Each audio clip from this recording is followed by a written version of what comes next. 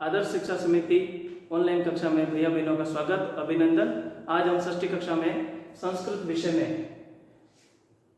पूर्व में हमने संस्कृत में वाक्य निर्माण का पढ़ा था, तो उसमें कर्ता और क्रिया के आधार पर हमने सामान्य वाक्यों का अध्ययन किया था। आज हम कुछ और नियम के अनुसार कुछ वाक्यों का निर्माण करेंगे। नियम, सबसे पहला नियम एक तो ध्यान रखना है, पूर्व में बताया था, जब कर्ता जिस वचन का होगा, कर्ता जिस वचन का होगा, क्रिया भी उसी वचन की होगी। अगर कर्ता मान लो एक वचन है तो क्रिया भी एक वचन आएगी, कर्ता द्विवचन है तो क्रिया भी द्विवचन आएगी, और कर्ता बहुवचन है तो क्रिया भी बहुवचन आएगी। फिर दूसरा जो नियम इसमें है, कर्म में कारक चिन्ह नहीं है। अगर कर्म में कारक चिन्ह नहीं है तो द्वितीय विभक्ति में लिखेंगे। तो कोई भी होगा जो वाक्य, वो हम जब इसमें उदाहरण करेंगे तो मैं आपको बताऊंगा, उस समय द्वितीय विभक्ति में अपन लिख सकते हैं। फिर अगर कारक चिन्ह दिया हुआ है तो उसी अनुसार हम विभक्ति होगी। अगर कारक चिन्ह दिया हुआ द्वितीय से लगा करके सप्तमी संबोधन विभक्ति तक अगर कारक इसमें वाक्य में दिया हुआ हिंदी में और उसका संस्कृत करनी है तो हम उसका उपयोग कर सकेंगे। फिर तीसरा जो नियम है, अव्यय यथावत स्थिति में रहते हैं। जैसे वचन, पुरुष, लिंग आदि में परिवर्तन नहीं होता है, किसी प्रकार का इनमें परिवर्तन नहीं होता है। वो जब भी हिंदी अनुवाद करेंगे तो वो यथावत स्थिति में रहते हैं, उसमें क्रिया और कर्ता में परिवर्तन होता है। तो आज हम कुछ उदाहरणों के माध्यम से करते हैं। यहाँ पर लिखा हुआ है राम जाता है। अब यहाँ पर कोई भी 5 प्रकार ले सकते हैं। राम जाता है, राम जाएगा, राम जाता था, और राम को जाना चाहिए, और राम या तुम जाओ या राम जाओ। तो इस प्रकार के हम 5 लकारों में इनका उपयोग कर सकते हैं। तो यहाँ पर मैंने सामान्य वाक्य लिखा है, राम जाता है। तो हमको सबसे पहले प्रश्न करना होगा कौन से जब प्रश्न करेंगे तो हमको मालूम पड़ जाएगा क्रिया। क्रिया सबसे पहले देखनी है, इसमें जाता है, यह है क्रिया। तो क्रिया जाता है तो इसका मतलब क्रिया यानी धातु रूप। तो यहां पर कौन जाता है तो राम जाता है। तो राम क्या हो गया? कर्ता। राम हो गया कर्ता। अब राम क्या है? एक वचन है, तो क्रिया भी हमको कितनी लानी पड़ेगी? एक वचन लानी पड़ेगी। तो जाता है प्रथम पुरुष एक वचन है, तो क्या आएगा? गच्छति। कौन जाता है? तो राम जाता है। तो राम की प्रथमा विभक्ति क्या होगी? रामः। रामः गच्छति, राम जाता है। तो जब क्रिया हमको मालूम पड़ जाएगी तो कर्ता हमको ऑटोमेटिक मालूम पड़ जाएगा। जब कौन जाता है तो राम जाता है, राम पढ़ता है तो कौन पढ़ता है? राम पढ़ता है। सीता जाती है, कोई भी हम सर्वनाम ले सकते हैं, संज्ञा सर्वनाम का भी उपयोग कर सकते हैं, विशेषण का भी उपयोग कर सकते हैं। सामान्य वाक्य को समझना जरूरी है। दूसरा वाक्य है, अब इसमें कर्म दिया हुआ है। मैंने यहाँ लिखा है कि कर्म में कारक चिन्ह नहीं है तो द्वितीय विभक्ति में इसका प्रयोग करेंगे। इसका नियम, पहला नियम तो यह देखना है कि राम विद्यालय जाता है। कौन जाता है? राम जाता है। तो जाता है ये क्रिया है, तो क्रिया है तो क्या बन जाएगा? राम अकेला जा रहा है। कौन जाता है? राम जाता है। एक वचन है तो क्रिया भी हमको एक वचन लानी पड़ेगी। तो क्या हो जाएगा? गच्छति। अब यहाँ विद्यालय, अब विद्यालय में कोई किसी प्रकार का कारक चिन्ह या अव्यय नहीं है, तो हम इसको कौन सी विभक्ति में लेंगे? द्वितीय विभक्ति में। द्वितीय विभक्ति में इसका प्रयोग करेंगे। तो क्या बन जाएगा? विद्यालयम। विद्यालयम। अब राम, यह क्या हो गया? कर्ता। कौन जाता है? राम जाता है। तो कर्ता एक वचन है तो क्रिया भी एक वचन आएगी। रामः विद्यालयम गच्छति, राम विद्यालय जाता है। इसी प्रकार जो हमारा तीसरा वाक्य है वो अव्यय के आधार पर मैंने दिया है। यहाँ पर वह भी जाता है, वह इस तरह के वह भी जाता है। तो वह ये सर्वनाम है, तो कौन जाता है? तो वह जाता है, वह जाता है, यहाँ नाम किसी का नहीं आया है, सर्वनाम का प्रयोग किया है, वह भी जाता है, तो वह जाता है, यहाँ पर भी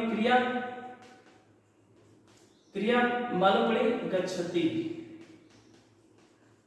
कौन जाता है? वह, तो वह को संस्कृत में बोलते हैं सह। तत्शब्द की प्रथमा विभक्ति एक वचन हो गया, तो एक वचन क्रिया है, एक वचन कर्ता है, तो क्रिया भी हमने एक वचन लाई है। अब यहां पर भी आया है, कर्म में भी आया है, तो यथावत स्थिति में इसका प्रयोग किया जाएगा। भी तो अपि,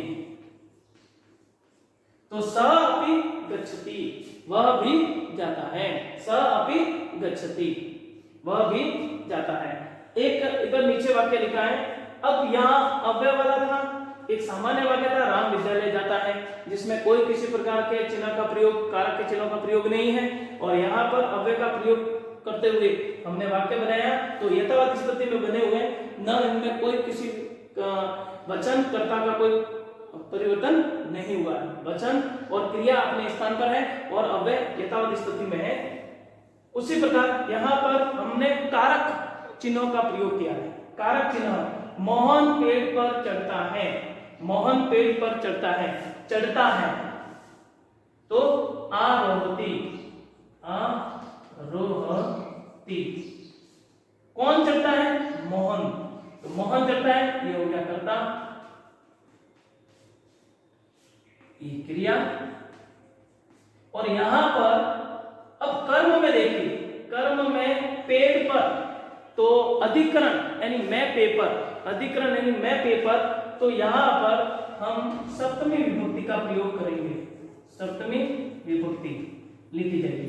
अब कर्ता राम, अपने कर्ता मोहन है, तो क्या हो जाएगा? मोहन, मोहन पेड़ पर वृक्षे, सप्तमी विभक्ति एक वचन हो जाएगा, राम मोहन वृक्षे आरोहति, राम वृक्ष, राम मोहन पेड़ पर चढ़ता है, तो मोहन वृक्षे आरोहति। अब यहां पर कारक चिन्ह का प्रयोग हुआ, मैं पेपर, सप्तमी विभक्ति तो सप्तमी विभक्ति का प्रयोग किया।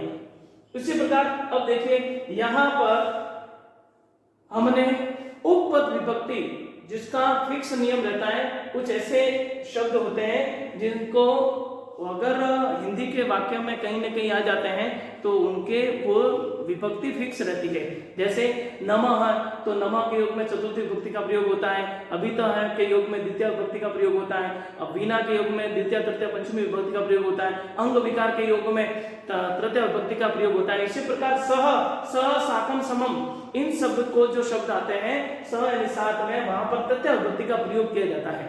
तो हम यहाँ पर समझेंगे।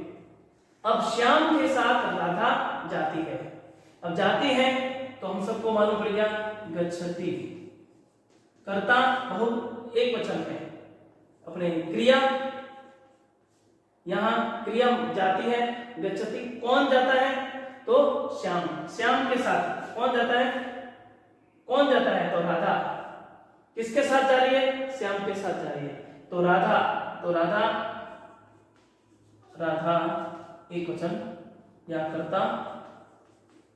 अब यहां पर देखिए श्याम के, अब यहां अगर श्याम के तो संबंध करते हैं तो श्यामस्य हो जाएगा, लेकिन श्यामस्य लिखने से क्या होगा? अगर साथ यहां दिया हुआ है, अगर ये सह नहीं होता तो हम यहाँ श्याम के राधा, श्याम के साथ, अब साथ आया है तो इसीलिए हम यहाँ पर श्याम के साथ सह आने की वजह से हम तृतीय विभक्ति का यहाँ प्रयोग करेंगे। तो राधा, तो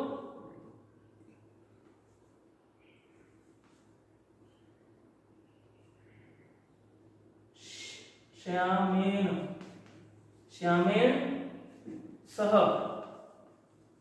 श्यामेन, श्यामेन सह राधा गच्छति, श्याम के साथ राधा जाती है। तो इस प्रकार हमने सब प्रकार से हिंदी से संस्कृत करना, हमने सामान्य वाक्यों के माध्यम से हमने पढ़ा। अब इसी प्रकार और भी लकार का प्रयोग कर सकते हैं इसके साथ में, जैसे अभी लट लकार के साथ में, तो ऐसे ही दृढ़ लकार का भी प्रयोग कर सकते हैं, लोट लकार का प्रयोग कर सकते हैं, विधिनी लकार का प्रयोग कर सकते हैं। इस प्रकार हम छोटे छोटे वाक्य बना करके हम आराम से उसकी संस्कृत कर सकते हैं। आज के वीडियो में हम इतना ही पढ़ेंगे। सभी को नमस्कार।